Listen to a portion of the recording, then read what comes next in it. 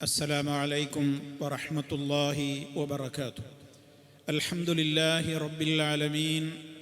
اللهم صل على محمد وعلى آل محمد. أما بعد. സ്നേഹമുള്ള സഹോദരി സഹോദരന്മാരെ, വിശ്വാസികളെ, നിത്യജീവിതത്തിലെ പ്രാർത്ഥനകളും ദിക്റുകളുമായി ബന്ധപ്പെട്ടുകൊണ്ടുള്ള നമ്മുടെ ഈ പഠന പരമ്പരയിൽ ഉറങ്ങാൻ നേരത്ത് നമ്മൾ നിർവഹിക്കേണ്ടുന്ന ദിക്റുകളെ സംബന്ധിച്ചാണ് ഇനി നമുക്ക് പറയുവാനുള്ളത്. മഹാനായ റസൂലുള്ളാഹി സ്വല്ലല്ലാഹു അലൈഹി വസല്ലമിൽ നിന്ന് ബറാ ഇബ്നു ആസിബ് റളിയല്ലാഹു അൻഹു എന്ന സഹാബി ഉദ്ധരിക്കുകയാണ്, അള്ളാഹുവിൻ്റെ റസൂൽ എന്നോട് ഇപ്രകാരം പറയുകയുണ്ടായി: നീ നിൻ്റെ കിടപ്പുസ്ഥാനത്തേക്ക് ചെന്നു കഴിഞ്ഞാൽ, അഥവാ അങ്ങനെ കിടന്നുറങ്ങാൻ പോകാൻ നീ ഉദ്ദേശിച്ചാൽ തന്നെ, നീ നമസ്കാരത്തിന് വുളൂ ചെയ്യുന്നത് പോലെ സമ്പൂർണമായി ഒരു വുളൂ ചെയ്യുക. സുമ്മ ലുത്തജി അലാ ഷിഖിഖൽ ഐമൻ, നിൻ്റെ വലത് ഭാഗത്തേക്ക് ചെരിഞ്ഞുകൊണ്ട് നീ കിടക്കുകയും ചെയ്യുക. സുമ്മ ഖുൽ, പിന്നീട് നീ ഇപ്രകാരം പറയണം: അല്ലാഹുമ്മ ഇന്നി അസ്ലംതു നഫ്സി ഇലൈക വവജ്ജഹ്തു വജ്ഹി ഇലൈക വഫവ്വദ്തു അംരി ഇലൈക വഅൽജഅ്തു ലഹ്രി ഇലൈക റഗ്ബത്തൻ വറഹ്ബത്തൻ ഇലൈക ലാ മൽജഅ വലാ മൻജാ മിൻക ഇല്ലാ ഇലൈക ആമൻതു ബികിതാബിക അല്ലദീ അൻസൽത വബിനബിയ്യിക അല്ലദീ അർസൽത. നമുക്കെല്ലാവർക്കും സുപരിചിതമായ ഒരു പ്രാർത്ഥനയാണ് ഉറങ്ങാൻ കിടക്കുന്ന വേളയിൽ നബി സല്ലല്ലാഹു അലൈഹി വസല്ലം പഠിപ്പിച്ചതായി നമ്മൾ പലതവണ കേട്ടവരാണ്. നമ്മൾ കൃത്യമായി ഇതിലെ പാകപ്പിഴവുകൾ വരാതെ അർത്ഥവും ആശയവും ഗ്രഹിച്ചുകൊണ്ട് നമ്മൾ ഇത് നിർവഹിക്കുവാൻ വേണ്ടി പരിശ്രമിക്കണം. ഇതിൻ്റെ പ്രത്യേകതയായി നബി സല്ലല്ലാഹു അലൈഹി വസല്ലം പറഞ്ഞതുകൂടി കേൾപ്പിച്ചതിൻ്റെ ശേഷം നമുക്ക് അതിൻ്റെ ഒരു ചെറിയ വിവരണത്തിലേക്ക് പ്രവേശിക്കാം. ഇത് ആരെങ്കിലും പറഞ്ഞാൽ ഫഇൻ മുത്ത മിൻ ലൈലതിക, നബിതങ്ങൾ പറയുകയാണ്, ബറാ റളിയല്ലാഹു അൻഹുവിനോട് പറഞ്ഞു കൊടുക്കുകയാണ്, ബറായെ, ഇത് നീ പറഞ്ഞാൽ ഫഇൻ മുത്ത മിൻ ലൈലതിക മുത്ത വ അൻത അലൽ ഫിത്ര, നീ ആ രാത്രിയിലെങ്ങാനും രാവിലെ ഉണരാതെ ആ ഉറക്കിൽ തന്നെ അങ്ങ് മരണപ്പെട്ടു പോവുകയാണെങ്കിൽ ശുദ്ധ പ്രകൃതിയിലുള്ള ഒരു മരണം, അഥവാ നല്ല ഒരു ഹുസ്നുൽ ഖാത്തിമത്ത് എന്ന് നമ്മൾ പറയുമല്ലോ, ഏറ്റവും മനോഹരമായ ഒരു അന്ത്യം, റഹ്മാനായ റബ്ബിൻ്റെ തൃപ്തി നേടിക്കൊണ്ടുള്ള ഒരു മരണം, അതാണല്ലോ ഫിത്രത്തിലുള്ള ആ നിലക്കുള്ള മരണം എന്ന് പറയുന്നത്.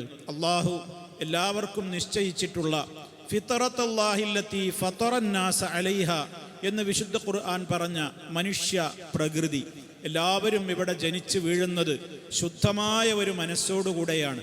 കളങ്കമില്ല, അന്ധവിശ്വാസങ്ങളില്ല, ശിർക്കില്ല, മോശപ്പെട്ട ഒരു ദുസ്വഭാവങ്ങളുമില്ലാത്ത നിലക്കുള്ള നിഷ്കളങ്ക മനസ്സോടെയല്ലേ ഒരു മനുഷ്യൻ പിറന്നു വീഴുന്നത്.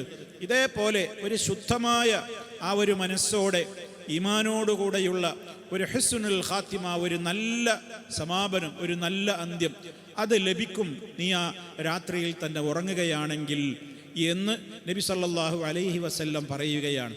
മറ്റൊരു റിപ്പോർട്ടിൽ നമുക്ക് കാണാൻ സാധിക്കും, ഇനി വ ഇൻ അസ്ബഹത, നീ ആ രാത്രിയിൽ മരണപ്പെടാതെ നിനക്ക് വീണ്ടും രാവിലെ വീണ്ടും ഉറക്കിൽ നിന്ന് എഴുന്നേറ്റ് വീണ്ടും ജീവിക്കുവാനുള്ള അവസരം കിട്ടുകയാണെങ്കിലോ, വ ഇൻ അസ്ബഹത, നീ പ്രഭാതത്തിലായി തീരുകയാണെങ്കിൽ അസബ്ത ഖൈറ, നിനക്ക് ഒരുപാട് ഖൈറുകളാണ് ഇത് മുഖേന കിട്ടാൻ പോകുന്നത്.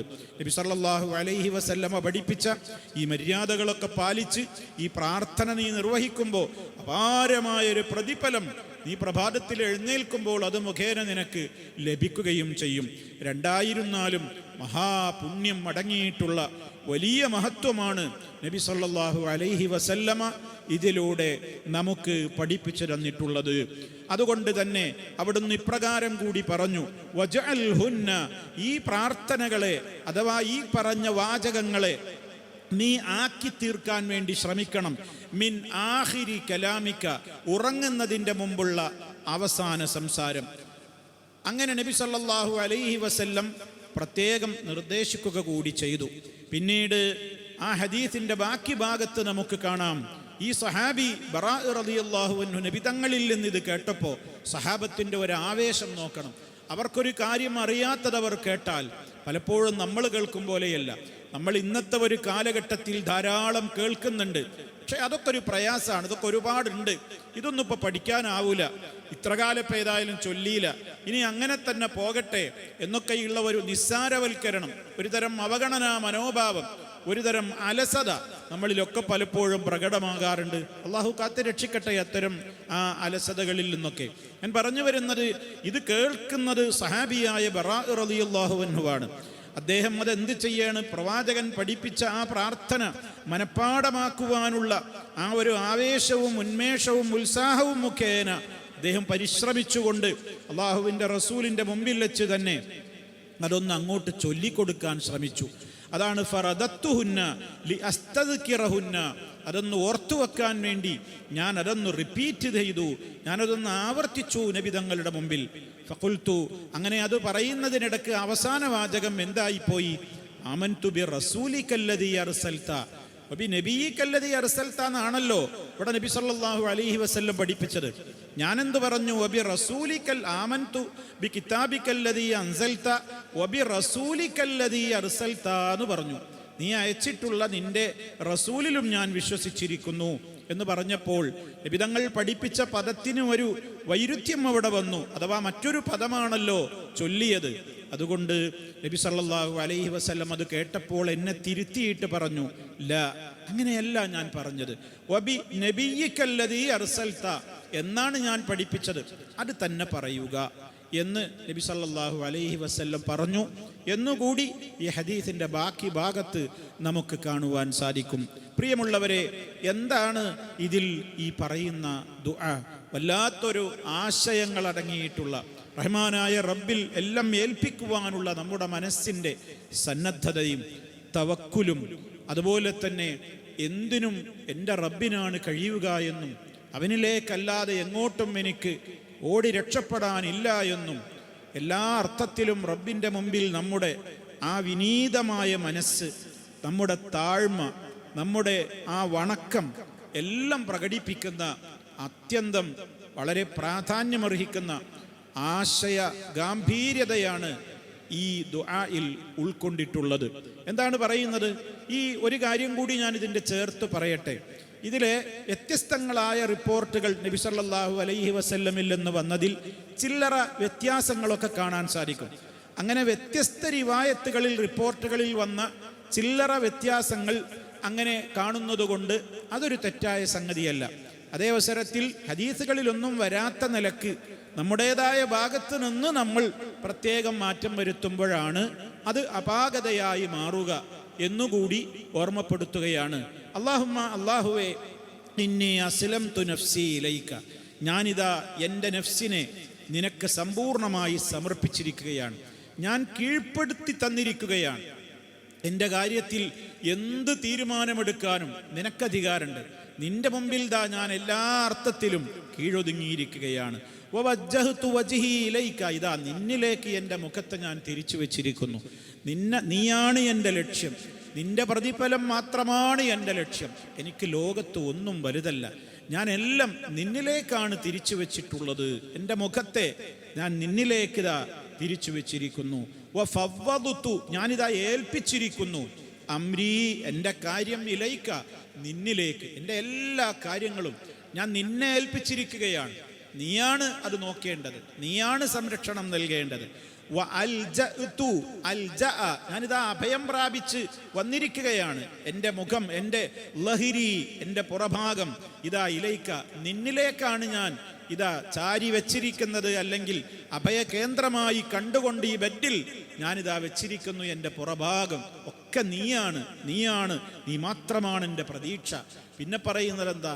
റഗ്ബത്തൻ വറഹ്ബത്തൻ ഇലൈക, റഗ്ബത്ത്, എനിക്ക് ഇതൊക്കെ നിന്നോട് പറയുമ്പോൾ വലിയ ആഗ്രഹത്തോടു കൂടെയാണ്. കാരണം നീ എന്നെ കൈവിടില്ല, നീ എന്നെ സംരക്ഷിക്കും, നീ എൻ്റെ എല്ലാമാണ്, നീ ആയിരിക്കും, നീ എനിക്ക് എപ്പോഴും നീ അഭയം നൽകും. വലിയ പ്രതീക്ഷ എനിക്കുണ്ട്. അതോടൊപ്പം തന്നെ അപാകതയുള്ളവനാണ് ഞാൻ, പോരായ്മകളുള്ളവനാണ് ഞാൻ. എൻ്റെ അടുക്കൽ വരുന്ന പോരായ്മകൾ കാരണത്താൽ ഞാൻ തിരസ്കരിക്കപ്പെട്ടവനാകുമോ, റിജക്റ്റ് ചെയ്യപ്പെട്ടവനാകുമോ, നിന്റെ അടുക്കൽ പരിഗണിക്കപ്പെടാതെ കൈവടിയപ്പെട്ടവനായി ഞാൻ മാറുമോ? ആ പേടിയും എനിക്കുണ്ട്. അതുകൊണ്ട് റബ്ബേ, ഭയവുമുണ്ട്, അതുപോലെ തന്നെ എനിക്ക് നിന്നിൽ പ്രതീക്ഷയുമുണ്ട്. ലാ മൽജഅ, എനിക്ക് അഭയം തേടുവാൻ ഒരു കേന്ദ്രവുമില്ല. അതേപോലെ തന്നെ വലാ മൻജ, ഒരു രക്ഷപ്പെടാനുള്ള സ്ഥലവും എനിക്കില്ല.